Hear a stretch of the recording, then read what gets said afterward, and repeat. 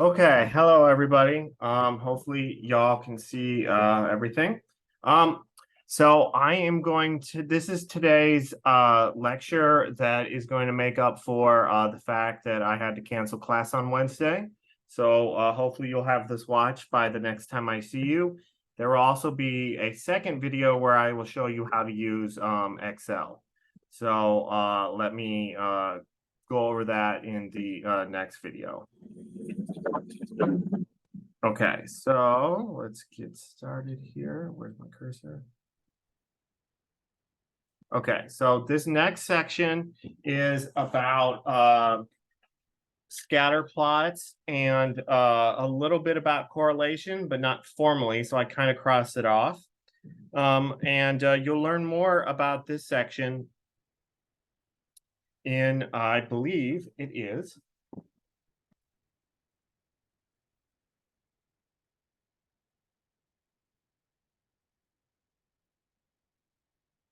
chapter 10. So you will learn a lot more about you'll learn about regression and this other stuff in chapter 10. We're just not going to do it now. So let's just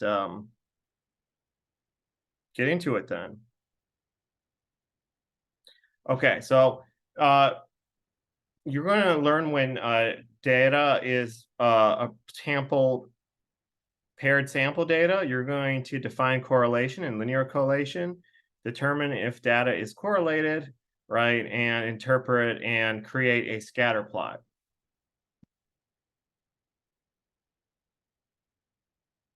Okay, so data is paired when particular data is associated.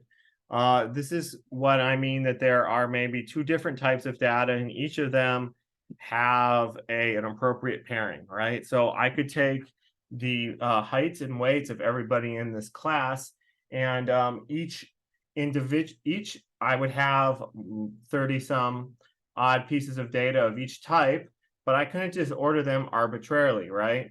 Each height would be paired with a particular height because they would be associated with a particular individual.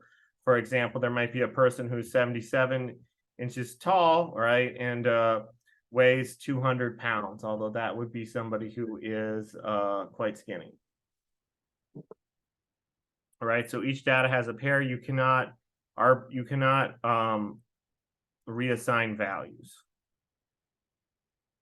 So when you have paired data, right, you can put them on a scatter plot, right? So in this example, and we'll talk more about, we'll actually use this data set. They looked at the waist circumference and the arm circumference. And each point represents a particular individual. For example, this individual right here seems to have a waist that's roughly equal to maybe 173 centimeters and an arm, right? And then we're talking about the circumference, so like all around the entire weird here, around the entire arm, right? And their arm would be roughly, I don't know, 46 centimeters, right? So each plot does that, and then you can see a relationship, right? We'll talk more about this at the end of this, but you can see roughly that excuse me, as a waist gets larger, so does someone's arm. That's fairly, but it's not a perfect relationship. That's fairly obvious. You don't see giant men with tiny, tiny arms walking around. Maybe the world would be more exciting if we did. All right, so correlation exists between two variables when the values of one variable are somehow associated with the other, right? So So roughly speaking, there's when some change in one is not always, but typically it's associated with some type of change in the other one. And a linear correlation is a correlation like that where they're along a pattern that can be approximated by a straight line. So this one, there could be a linear correlation. Maybe the straight line is roughly like that, but it's not entirely clear at this point. We'll learn how to determine whether, it is a linear correlation or not later. Right? So here's the example. There's definitely a correlation between the waist circumference and arm circumference.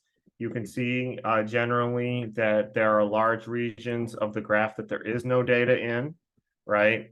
There are nobody out there with giant waists and tiny arms, right? So that suggests there is some sort of correlation. This one right here seems to show that there's almost no correlation, right? It's as you cannot see any, as I move left to right, there's no pattern recognized by up down, right? So your weight seems to have no effect on your pulse rate.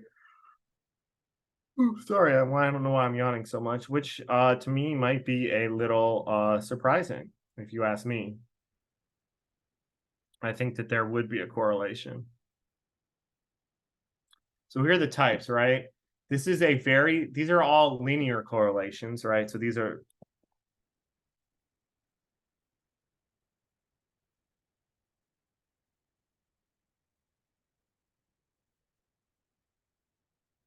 linear, right? But you can see a positive correlation means that positive means that X and Y are in the same direction, right? So as X increases,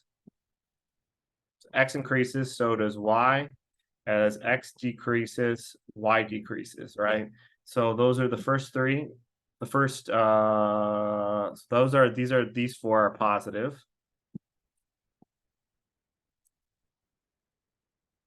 No, sorry. These two are positive. Right? Strong positive, they're almost exactly on a line. Here they generally follow this line, but there's definitely not perfect. This is a strong negative correlation, weak negative correlation, and this one's moderate. Like there's a line, but they kind of bounce up and down. And this one, there is no correlation. In this case, the points seem to be randomly placed. They don't have to be randomly placed, right? For the be no correlation, it just means that, hey, perhaps all the X values are around a particular value, but it does not relate to the Y value. Ooh, sorry, this is going to be the most yawning in any video you've ever seen on one of your instructors post. Right, so that's a positive correlation, and the negative means as X increases, generally speaking, Y decreases. As X decreases, generally speaking, Y increases, right? So that's a negative correlation if the arrows are anti-parallel, and then parallel if the correlation is positive. Linear means that they fall along a line. Nonlinear means that there's definitely some relationship. Like here you can see that as X increases, Y increases, but in a way that the points do not fall along some particular line, more or less, right? And then no correlation means that there's no curve that connects the points in any meaningful way. Finally, a caution, right? You want to notice that a correlation between two individuals just means that a change in one is generally associated with a change in the other. It does not mean that the one causes the other. So you might find a correlation between beer consumption and weight, but you can't conclude that drinking beer has a direct effect on weight. Perhaps beer doesn't change people's weight at all, but eating a lot of food does. And when you eat a lot of food, you want to drink a lot of beer. I don't know. I'm just making something up here, but you could see an example like that, right? And remember, ice cream consumption did not cause drowning, but they were correlated because something else caused both of them. That could be a big example, right? So a scatter plot can only directly imply correlation and not causation. Okay, so this is the end of this short video. You're going to also want to click on another video and before doing that, you will download the file that I post, and you will watch it and then try to edit it as well. And that will be explained in the next Excel video. Okay.